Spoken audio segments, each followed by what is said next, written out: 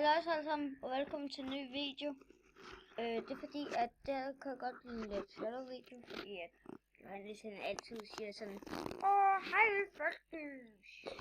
Hej folkens, og velkommen til en eller anden episode, som jeg ikke ved, hvad ender. Bye bye. Nej, vi siger ikke bye bye. Bye bye. Men I skal lige være med til at Bye bye.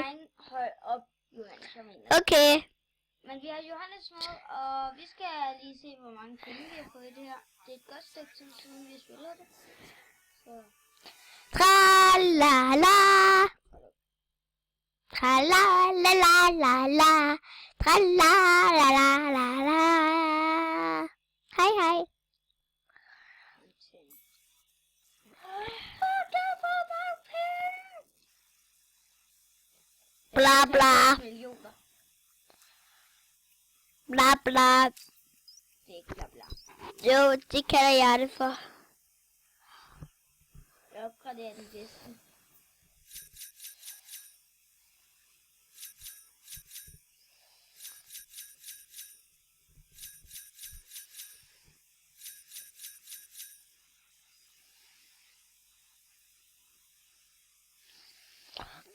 Snart skal vi lave noget andet. Når er du færdig? Jeg skal bare lige opgradere den.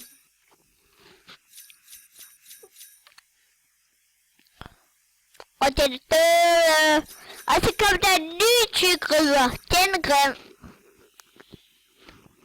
Ikke Arthur. Ja, men jeg gør lige det. Tyk guldgraver eller tyk ridder.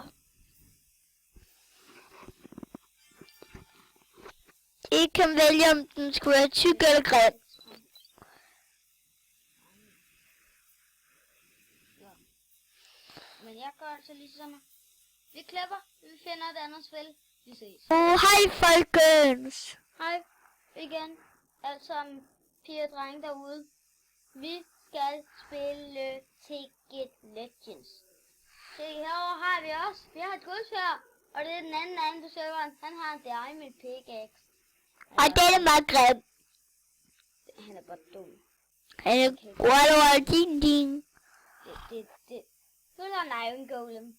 Den skal dø. Nej, nu har jeg en diamond pickaxe. Multiplayer.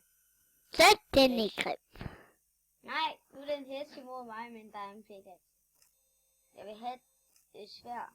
Ja, okay, der er et sværd mod en villager. Fint. Single player. Create new world. Kreativ. Kreativ. Obvious. Done. Create new world. Bum. Sådan er det gjort. Og det var mig, der valgte, at den skulle være på kreativ. Ja, du lige sagt det store fjollehoved. Se, hvorfor laver du sådan en? Lalalalalalalalalala. Fjollehoved. Du kan selv være et fjollehoved. Han er lidt kuk. Fjollehoved. Du er et kæmpe fjollehoved. Han er lidt ding. Og han hørte ikke, hvad jeg sagde. Jo, du sagde ding ding. Og det var ikke dig.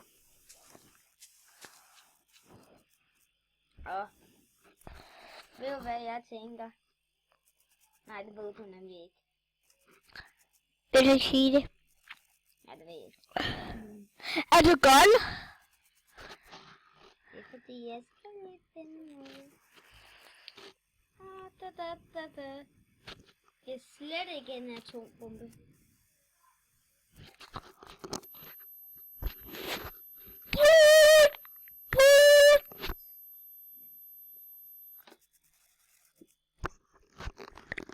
Skal sprøjte en atombombe? Er rigtigt, jeg sagde ingenting. Arthur, jeg sagde ingenting. Hvad sagde du? Jeg sagde ingenting. Jeg sidder på mig. Det sagde jeg så.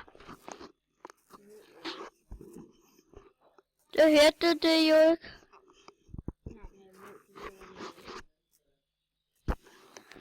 Hvad sagde jeg så?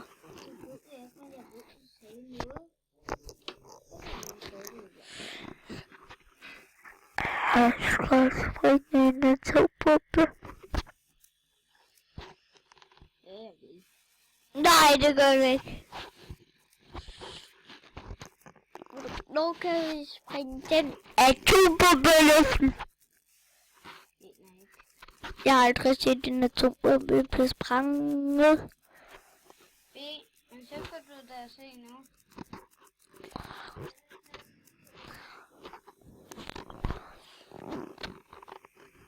Hvordan bikube? Skal vi ikke lige smadre den? Hvad er der inde i? Ikke noget. Jeg klarer nu ikke at være biler. Skal lige overlevelse. Og så skal vi bare væk med det. Den her den springer.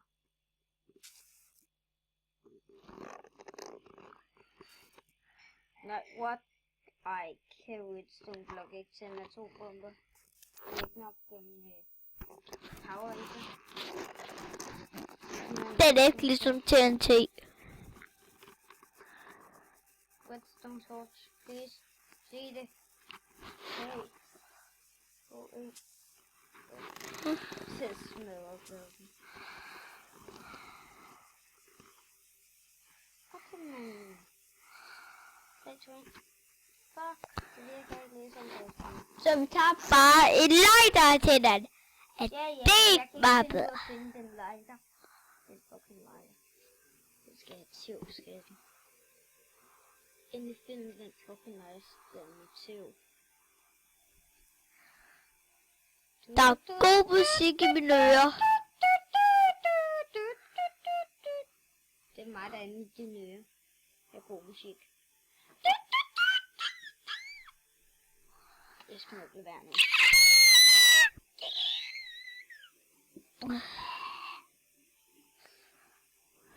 Okay. Black note. Ej. Skal jeg finde den dumme lighter? Flintensted.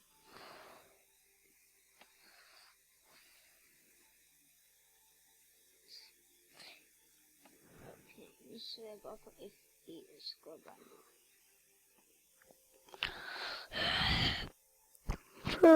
Der stikker.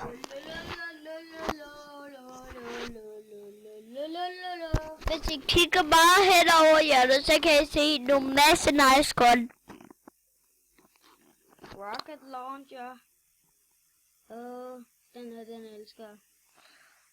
This one. Ja. Oh. Det her. Jeg elsker den overbændende. Electric wrench.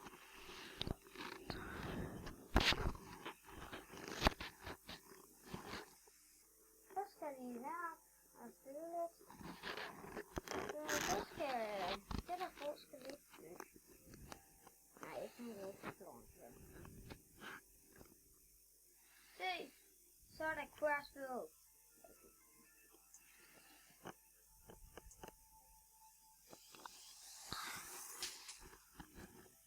Så er der sprunget i luften. Var det et får? Nej, det var mig, der sprang. Hvad skyder den med? Den her, den skyder med den. Jeg mener en red gun! Den her Crossfield der. Den her, den her. Ja!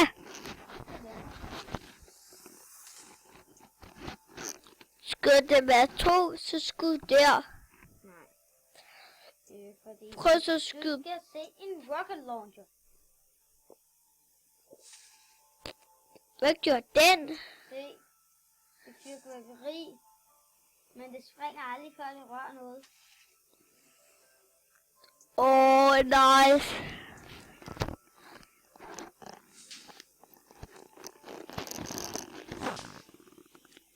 Du vil se her, at de skader engang.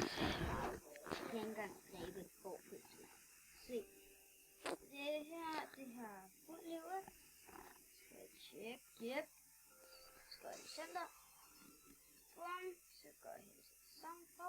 Nå, kan jeg tage trætspring på, hvis det er der på. Så. Fint.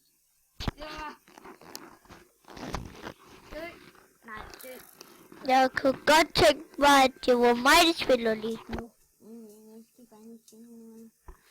Så skynd dig! Find en lighter. Det vil jeg helst, at du finder for mig.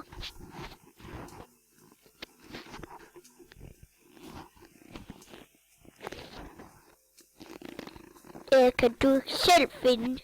Den irriterende dumme lighter.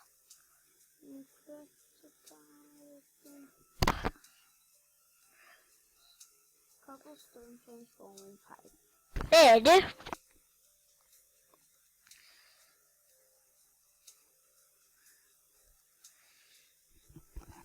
Sig hvad det er. Gør det med det samme. Det er TV. Nice. Du skal så meget lave mig et TV. Jeg vil lave mig selv et TV.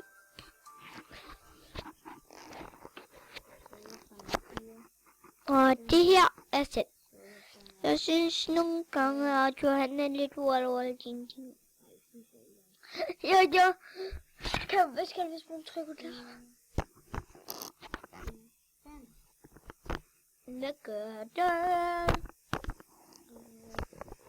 Hvad gør det?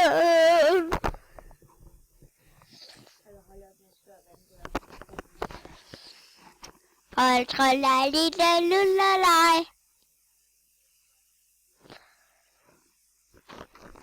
2 sekunder.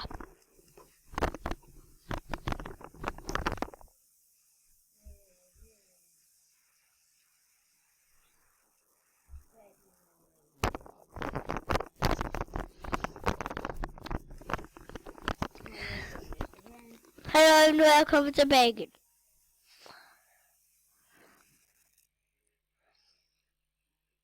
Stop. Kunne jeg godt tænke mig at springe noget af hele verden i luften? Jeg kan ikke noget stave til det.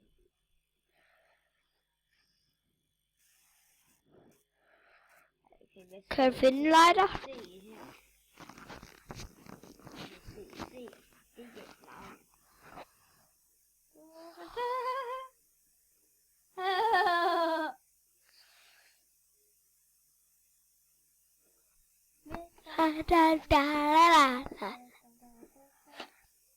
Bad boys, what you gonna do?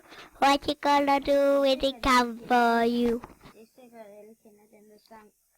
Men den hedder nemlig Bad Boys.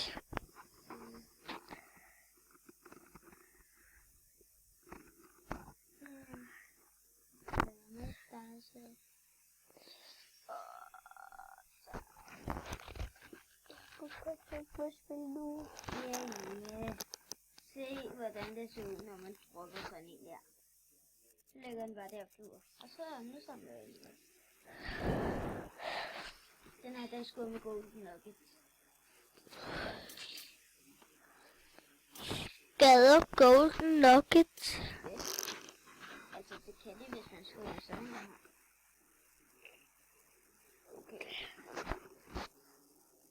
Så er det 1, 2, 3 nu. Og så er det bare, der syr resten af showet. Ikke Arthur? Nej. Men er det så mig, der siger noget? Du kan aldrig styre noget. Nej, det er godt sjovt. Hvornår må jeg styre noget af det?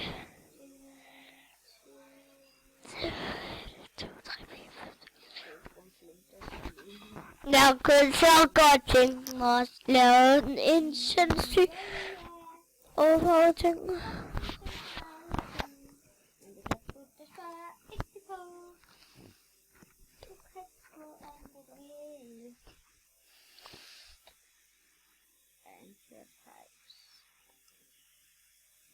Jenny.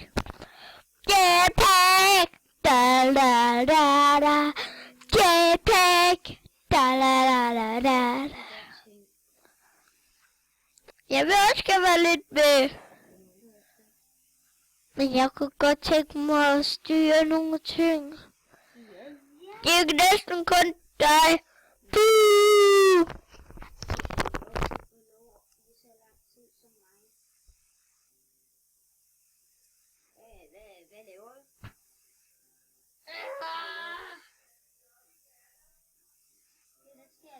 det er Johannes, som jeg skulle have med. Og Johannes, det gør så ondt. Undskyld, Arthur, jeg slår mig selv. Hold op. Jeg har set til dig en gang.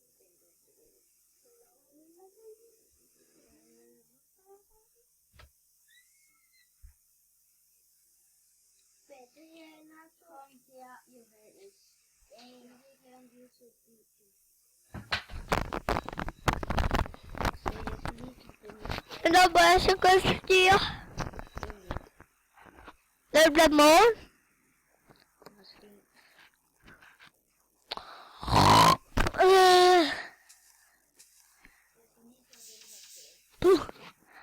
Se her, jeg har lavet et lille hul her, ikke? Hvad er det der? Donut?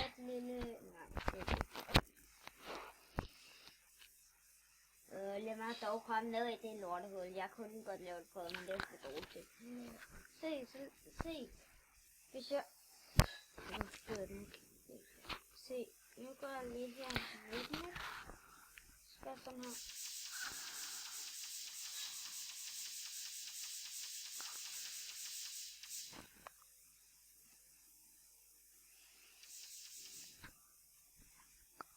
Er det ikke noget, man også kan få den til at opleve?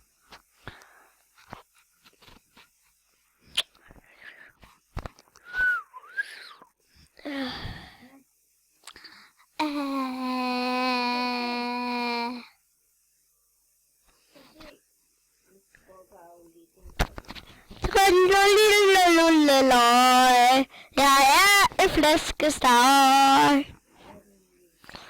Jo, ja. Det er ikke nogen flæskesteg med løg. Jeg er ikke nogen flæskesteg, hvis jeg må spille nu. Kan du godt sove? Jeg vil drikke Nancy's potion.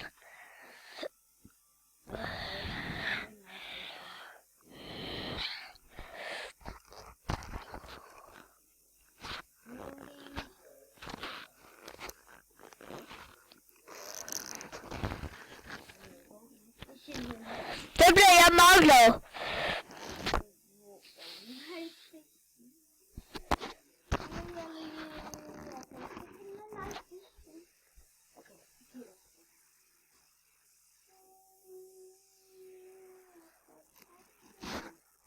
Ollari, det kan jeg lide. Det gør så ondt, det er fint. Jeg kommer om lidt. Hej.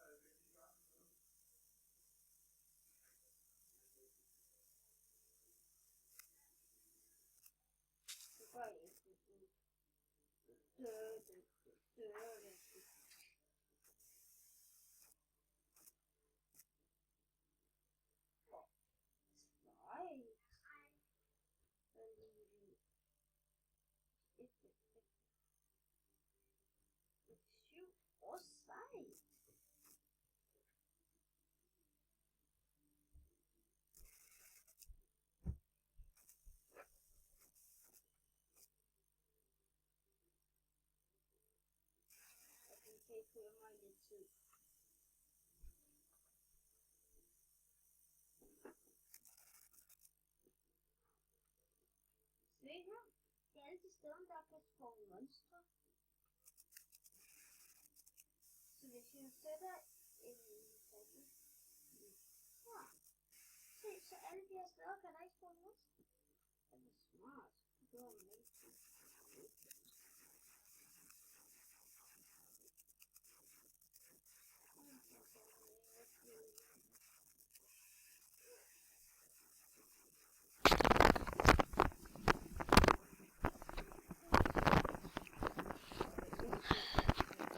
have været udfyldt, hvor der ikke kan være monstre.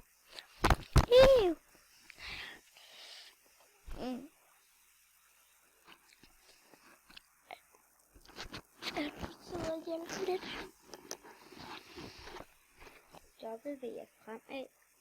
S er tilbage. A er tilbage. Det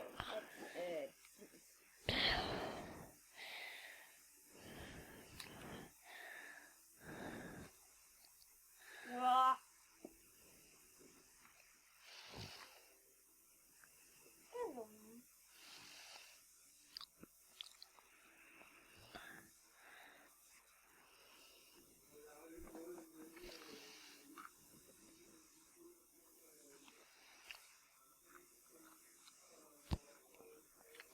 Hvordan flyver man?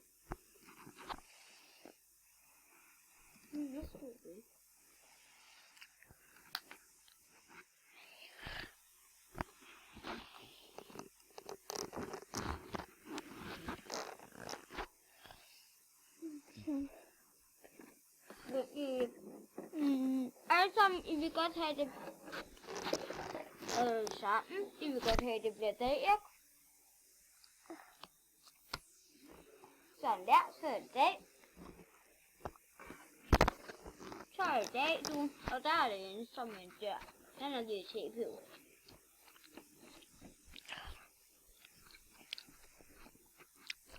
Ja.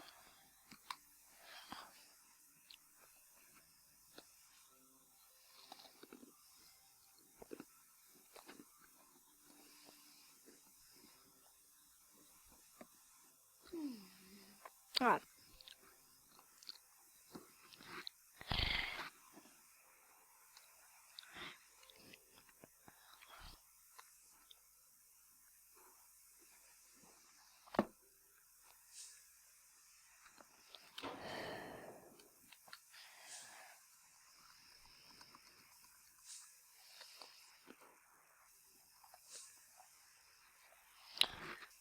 Hej, og nu skal jeg også se, hvor meget spang det blev. Det blev totalt meget bang.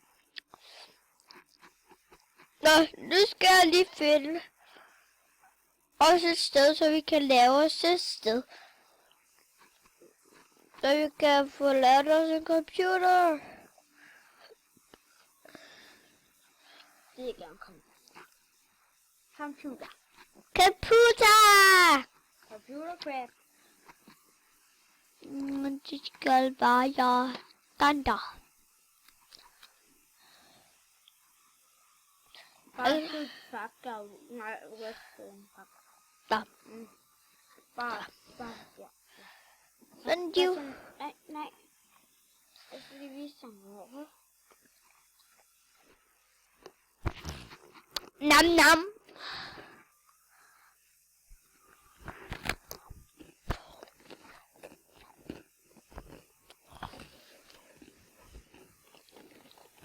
Jeg skriver på computeren. Ah.